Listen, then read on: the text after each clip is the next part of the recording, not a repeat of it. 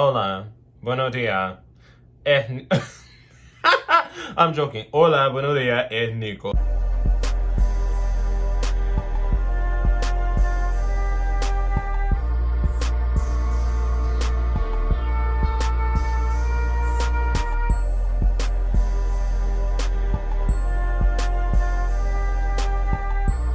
It's your girl back at it again, and guess what I'm doing today?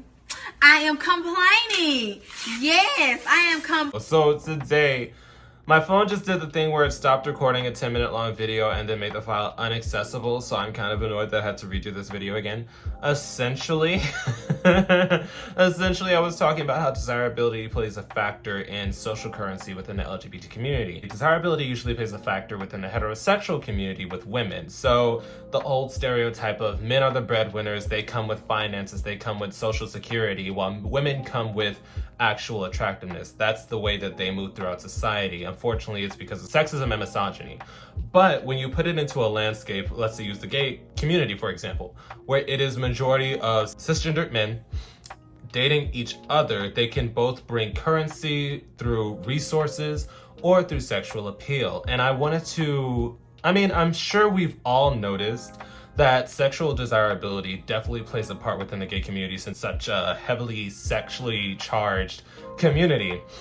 But I wanted to give examples where I saw it in real time. For example, within the LGBT community, the Black and brown sectors in particular, there are pedestals, which I've talked about previously multiple times, Unfortunately, when it comes to the Black aspect, if you are a darker skinned man, you usually have to be hyper masculine, you have to be shredded or toned, or you have to have a very dominating persona to be lifted onto one of these pedestals. And as we've seen before with the OnlyFans girls, when they break out of these, they are instantly devalued. So when it comes to, let's say, Kai Levine, when he originally bottomed for Raheem, and that video of him bottoming leaked out, he actually had a lot of backlash. And I still have people to this day commenting on that video, saying how they had a fantasy of him because he sold the image of a hyper-masculine, dominating top.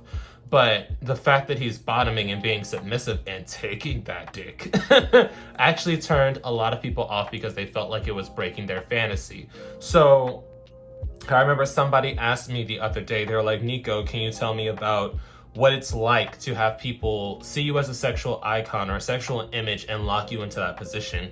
And it's actually very isolating because, as you saw with Kai Levine, when you are in that position, and this is me speaking from personal experience, you are walking a fine tightrope. You are put into a archetype, and if you try to break out of that archetype, you are instantly taken down a peg. For example, when I first came on, I was just posting my pictures. I wasn't really displaying my personality. So people thought I was a hyper masculine, trade, because I am built, I'm tall, I'm trade. Aesthetically. I'm trade aesthetically. So when I actually started to voice how nerdy and openly metrosexual I am. Why do you say metrosexual? Because I actually embrace both my feminine and masculine persona, but most people usually want you to exude masculinity when you're put onto these pedestals. So when I openly started doing that, my numbers were minimal, my numbers dropped, but I saw a actual number change. So I was able to put this desirability into social currency into actual numbers via, once I made a separate page and started displaying my personality on an entirely different page, people would only see my physical appearance when they went to those specific social media platforms. So for my Instagram, for my first Twitter, they only see me as a trade. They see me as tall, they see me as muscular, and they see that I am very masculine presenting. That's just my physical appearance. So after I actually split my personality from that page, I gained 20K followers. Most of my pictures hit between 7,000 to 12,000 likes, So it really showed me that if you take away the actual personality from an image, people will actually enjoy you more, because at that point they are free to push their sexual fantasies on your image. They're able to essentially fantasize and idealize you without having that fantasy broken. So for example, when we look at Knockout, he was a very popular Black gay porn star. And once he came onto that Signal 23 television show, and he actually spoke, you could tell that he was blatantly feminine, and that completely flipped his numbers because people were like, oh, I thought you were daddy, oh, I thought you were hypermasculine, and you're actually one of the girls. And that's the thing. I feel like the hypermasculine trait persona is only really enforced for dark-skinned black men or dark-skinned Latinos because they do exist. But when we go on to the other spectrum, the people that are put onto pedestals for light-skinned men are light-skin, beard, usually a pretty boy. Muscles are a bonus, but usually just pretty or slim, and it's just pretty in quotations. What do you mean? As in, they're pretty based on Eurocentric standards of beauty, meaning they have finer features, they have looser texture hair, that kind of thing. That's what really lifts them onto the pedestal. So when you see a light-skinned man going viral on social media, it's usually just like mid light-skinned man with a beard, and that's really it. So they have a double standard, as in their social currency is that they are embracing being a pretty boy, because light skin is usually pushed towards the femininity side. That's also due to colorism, you know, but it's a interesting dynamic where you see these people are being locked into these molds, and if they try to break out of it, they're usually tossed to the wayside, at least for the darker skinned black men, because lighter skinned black men, if they want to be hyper masculine, if they want to be feminine, they're usually embraced in both sides depending on how their features are set up.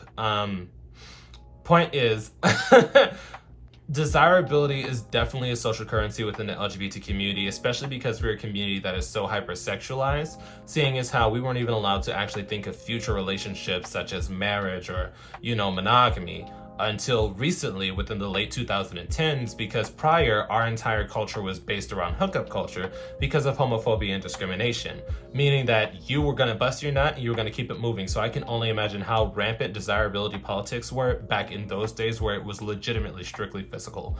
But definitely drop your opinions down below. Do you think that within the LGBT community, desirability is definitely a social currency, or do you think that it doesn't exist? There's no way I can spin that away. Do you think that it's just overhyped, that it isn't really a social issue, or have you experienced it yourself? Did you feel like after you had a slight glow up, whatever way you would define that, such as haircut, fitness journey, etc., because of fat phobia, you know, do you feel like people gave you more attention afterwards? Do you feel like you began to become more popular once you felt more socially attractive? Definitely drop your opinions down below. But that was just me giving you the blatant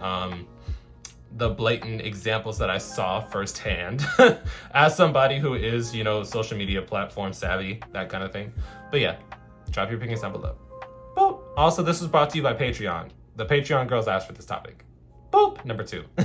And once again, a quick thank you to all my patrons on Patreon, and a quick shout out to my third eye tier patrons. Your support means everything to me and helps me do this a lot more smoothly. I will also be listing this week's live stream topic in case anybody wants to join in on the fun. I will see you guys there.